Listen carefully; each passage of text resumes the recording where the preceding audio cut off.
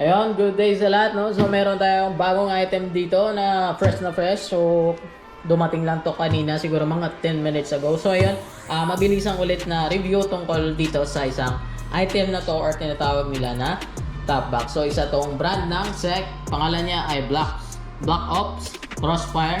Ayan, so isa tong alloy top box. 45 liter na kasya ang isang malaking helmet dito sa mamaya makikita nyo kung gaano kalaki ito sa loob and kung ano yung kagandahan nito kapag ito yung binili mo. So ang SRP nito nasa 10,000 pieces pero dito sa shop mabibili mo lang ng 6,500 pieces. So yan, talakayan na natin or review natin to. So hindi to fully review or whatever na tinetest na pinupokpok or whatever. Wala tayong ganun. So sa atin lang, gusto ko lang malaman na sa mga hindi nakakaalam, makita nila or magkaka-idea sila kung anong kagandahan ng isang top box na ganito. Sa mga hindi nakaalam or sa hindi pa nakakita ng personal na top box, ito po yung itsura ng isang top box para sa motor natin. So underbone in whatever, 125 scooter or 300 na scooter or big bike pa dyan, pwede po, universal po ang mga top box ngayon. So isa na dito yung brand na SEC. So buksan natin ano yung mga included dito, kung anong kagandahan and kung ano yung mga dala nito sa loob. So may nilagay ako dito kanina na helmet, no? So yan, buksan na muna natin. So may dalawa siyang packet dito na makikita pag binuksan ito yung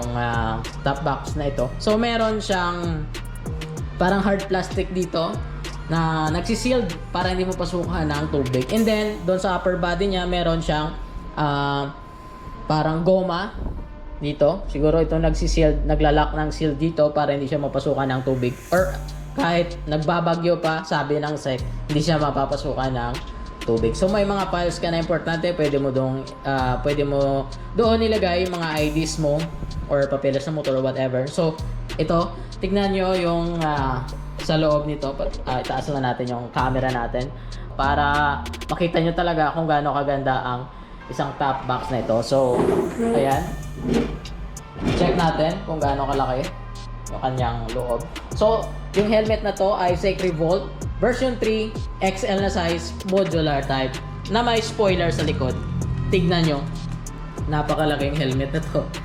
Pag pinasok mo siya, huwag pa ganyan kasi hindi talaga yan makakapasok siya, pero yung kanyang spoiler dito ay magbabangga siya or hindi siya makakapasok. Pero kapag ganyan yung pwesto, ayan, ayos na. So ang kagandahan pa, kung gusto mo siyang i-strap, pwede mo siyang lagyan ng strap kasi nga built-in na yung kanyang mga strap. Kung gusto mo i-lock talaga, ayaw mong gumagalaw sa loob, pwede mo tong i-lock. Ayan, meron siyang ganitong lock. Kung nakikita nyo dyan, i-zoom natin. Ayan. So, ito yung lock niya. Ayan. So, hindi na siya masyadong gagalaw sa loob kasi nga, meron siyang strap. So, at hindi din mahirap kapag in-unlock natin. Yan lang. So, ayan. Ang mga include na accessories na dito sa loob. Ayan. Ito naman yung kanyang backrest na nilalagay doon sa likod, and then dalawa, may maliit and then syempre yung malaki na may pangalan syempre ng SEC, no? So ito pa, meron pa sila dito. So yung susi, syempre hindi mawawala yung susi, dalawa. And then yung extra na sticker na reflectorized na sticker, and then yung kanyang mga locks and yung mga nuts na dito. Ayan, makikita naman natin. So napakaganda. Kompleto na siya, and then doon sa may ilalim ng top box, meron siyang universal na bracket na kung saan ilalagay itong top box na to kung ilalagay natin siya sa motor. So universal po siya. So yun,